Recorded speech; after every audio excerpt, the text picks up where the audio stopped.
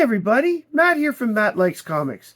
Today I'm going to talk to you about a comic series from the 19 started in 1989, I believe. Yep, 1989, and went on for about 7 years. And I really like this series. This was a great series. One of the reasons why it's such a great series is because it's a spin-off of another series. And the series I'm going to talk to you about today is called Justice League Europe. Specifically, I'm going to show the first 8 books from the series, and we'll talk about those. One of the funniest books ever written is in this run, and I'm hoping that you guys will see what I'm talking about and decide to, check it out for yourself. Because if there's one thing I like, it's a book that puts the comic in comic books, and this is one of those. Justice League Europe was a spin-off of the Justice League International / America team book from that would debut in April 1989. Done in the same style as the Justice League International, the book was plotted and written by Keith Giffen and J.M. DeMatteis, and drawn by Bart Sears. Bart Sears and Pablo Marcos. Pablo Marcos. Okay. The series ended up being a second series that mixed a lot with the actual JLI title as well. There were a lot of crossovers during the few years that they were done together. As well, and of course, there's original stories that happened on the Justice League Europe side, because those Justice League Europe alone stories are so great. The original members of Justice League Europe were Captain Atom, the Elongated Man, Power Girl, Wally West as Flash, Rocket Red, Animal Man, Metamorpho, with support staff Sue Dibney, who is of course married to Elongated Man, and Catherine Colbert, who is a French national that they brought in because the team originally is based out of Paris, France. Basically, though, only Power Girl and Elongated Man stayed members for the entire run. Other members came and went. You had Hal Jordan at one point. Wally West left, and he came back. Aquaman joined. Wonder Woman was briefly there, etc., etc. Captain Atom only lasted about 30 issues, that kind of thing, back and forth. Because some people, like Captain Atom, were flipping back and forth from one team to another. As I said, they're based out of Paris in the beginning. Later in the run, they get based out of London. And these guys are, are UN sanctioned, just like the original Justice League International was during the period where they were doing this. These books are hilarious, people. I don't know what was going on, but Keith Giffen loves dad jokes. He does it with Ambush Bug. He's done it with Justice League International, between Blue Beetle and Booster Gold, and to a smaller extent, Martian Manhunter with the sarcasm and Batman with the sarcasm. And they bring it over here. You've got Wally West and Elongated Man just acting like absolute bums, where Metamorpho joins in once in a while, and Rocket Red being Rocket Red, and of course Power Girl is usually the butt of their jokes, so to speak. And this has some interesting storylines. So let us begin with April 1989's issue 1. How do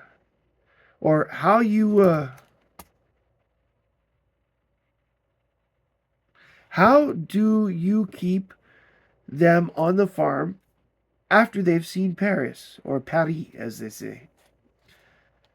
The newly formed Justice League Europe moved to Paris, but the team has many problems. Catherine Colbert tries to keep everyone calm and shows Captain Atom his office just to keep him from blowing up. The team has a very uncomfortable first meeting. Suddenly there's an emergency. A bloody man named Arthur Lonex lays dying, and just says the word braces. An angry mob then suddenly shows up at the gates of the embassy, yelling and stating Nazi pigs, and demand that they leave Paris. All of a sudden, it stops. And then the cops confirm that Lennox was once a Nazi. Now, I'm only giving, basic things. I'm not talking about everything that happens in these books. As usual, I want you guys to read these books and discover this stuff for yourself. Issue 2, Somebody Up There Hates Us, is the name of the story. And this is May 89. By the way, the credits are the same for all 8 issues, and they are the people I mentioned earlier, Giffen, etc. So if you think I'm forgetting them, I'm not. I'm just bringing them up now to make sure that you remember this. Attending the funeral for Lennox, Captain Adam wonders what happened at the embassy. Sue Dibney has found a list of a few organizations that the team should be checking out. Captain Adam sends 3 teams to look into it. All 3 teams end up confronting former members of the Global Guardians. Now, the Global Guardians was in pre-crisis DC was a group of world heroes similar to what the Justice League International is now. Only like they were like one hero from every country. You had someone from Ireland, someone from Israel, someone from France, someone from Japan, etc., etc., etc.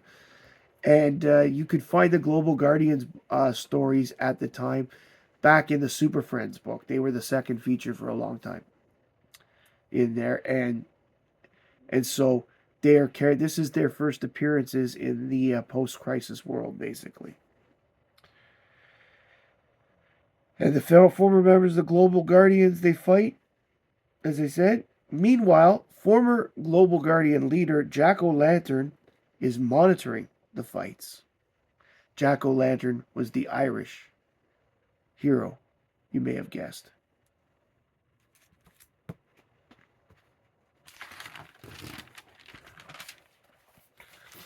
Next up, now time for let's go to the lobby. No, seriously. Okay, number 3.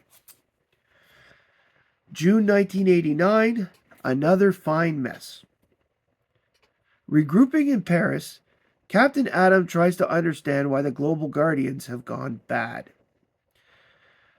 They are still baffled as to why so many Parisians were hypnotized at once to form this mob that went after them. Power Girl, Elongated Man, and Flash go visit the Dome, which was the old headquarters of the Global Guardians. From inside a secret room at the Dome, Jack O'Lantern and Owlwoman, and Owlwoman is another former member of the Global Guardians, are monitoring the heroes. Using mind control techniques, the rest of the museum visitors suddenly attack the 3 heroes. As Power Girl carries Elongated Man, I keep wanting to say Element because I've got the Legion on the brain, Elongated Man and Flash out because they've been knocked unconscious, the Dome explodes. And if you're into funny ironies and bad jokes, the exploding Dome is awesome. That scene alone is worth the price of this book.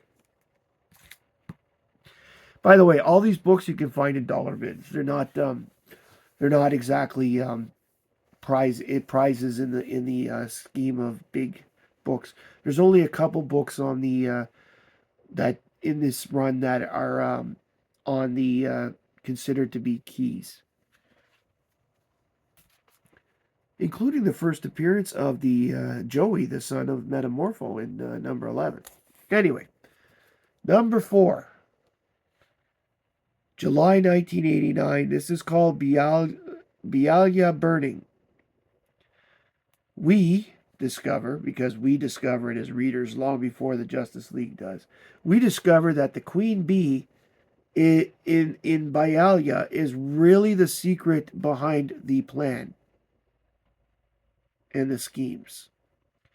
The Justice League Europe follow Jack O'Lantern back to Bialya, Meanwhile, John Jones from the Justice League International gives Captain Atom crap for going there. In Bialya, Owlwoman is getting a power upgrade being done by an alien dominator. Metamorpho sees this in his gas form and he manages to warn the team what's going on. Animal Man, Power Girl, Elongated Man, and Flash go after the Queen Bee in her lair. Disarming Jack-O-Lantern on the way there, they make their way into the facility. They make a deal with the Queen Bee where the Justice League Europe will stay quiet about what went on here if the Queen Bee leaves the League alone. She agrees and then shoots the Dominator dead. That is the wrap-up of this storyline, this first storyline that ran into this thing. Next up, we get two very wacky issues. These are two of my favorite books to read. Number 5. It's called Stag Party. And you can see why, because there's Sapphire Stag. This is August 1989. Captain Atom goes to New York to confront Maxwell Lord over the whole Bialya affair. While Sapphire Stag arrives at the Paris embassy. Metamorpho does not remember her as his memory, as you see during the other issues. Metamorpho's memory is gone. It's erased and he's not remembering a lot. Because he's been gone, he's been basically declared dead and she's married Java. Elongated Man Sue returned to the embassy and they have been followed in by Java, who gets in before the door closes. Sapphire tells Metamorpho that they have had a son. But this big talk that they're having gets interrupted when Animal Man and Ralph end up fighting Java when they discover he's there. Simon Stagg arrives, and Java, Sapphire, and Simon end up leaving at the advice of Captain Atom, while Rex Mason, who is Metamorpho's real name, stays at the embassy, all shooken up by this.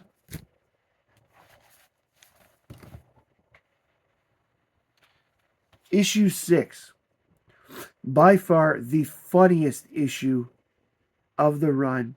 And I'm sure Nate of Hall Yeah Comics, who, if he's out there, would agree with me on this one, because I think we've discussed this before. This is No More Teachers' Dirty Looks, Issue 6, September 1989. The Justice League Europe begin attending night classes to learn French. All except Rocket Red and Ralph, the Elongated Man, as they're already fluent in the language.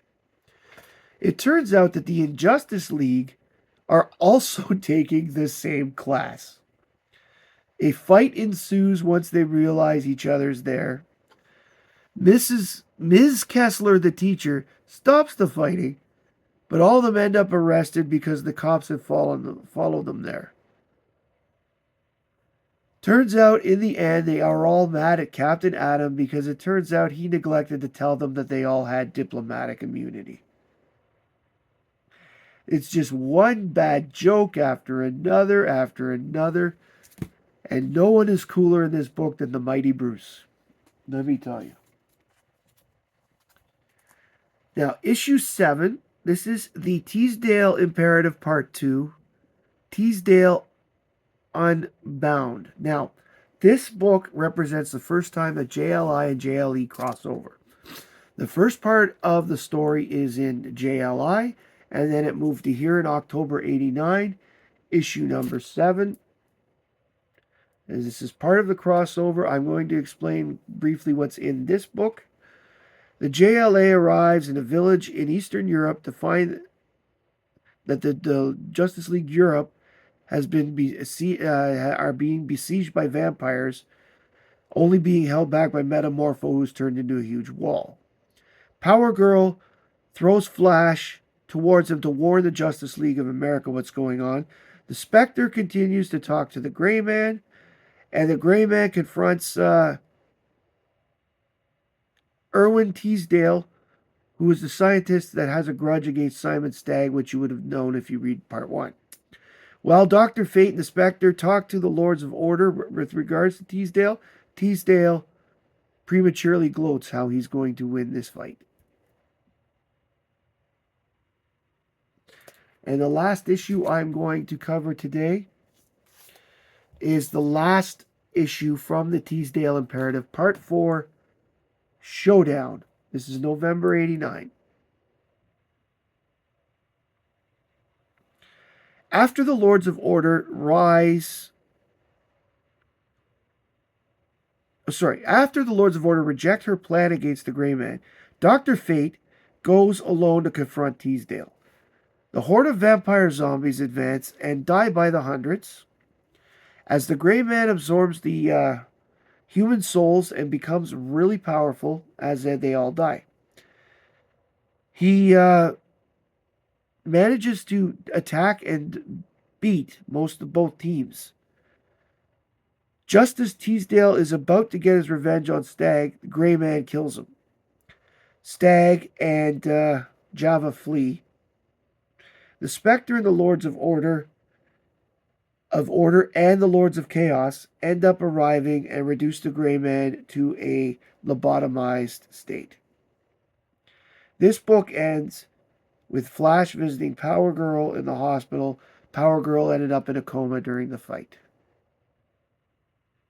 And this will have repercussions in future issues because Power Girl has taken a bit of damage and needs a little bit of therapy, physical therapy and such. If you have read this series and if you've liked this, or if you like this video, please like, comment, and subscribe below. Please comment on if you've read any of these books and what you think of them. And if not, would you read them? Because if you want a good laugh, these are good books to read. The Justice League International and the Justice League Europe period was just ridiculous. I mean, you had a robot by the name of L-Ron, named after L. Ron Hubbard, of course, who was the most sarcastic robot ever programmed, period. Plus, you've got Nort, the Green Lantern dog. You get all these things, Justice League Antarctica, all these great things to do with just the ridiculous. And they brought fun back to comics for a while. That's what I liked about them the most. Thank you for joining me today. My name is Matt. I like comics, and I hope you do too. Bye, everybody.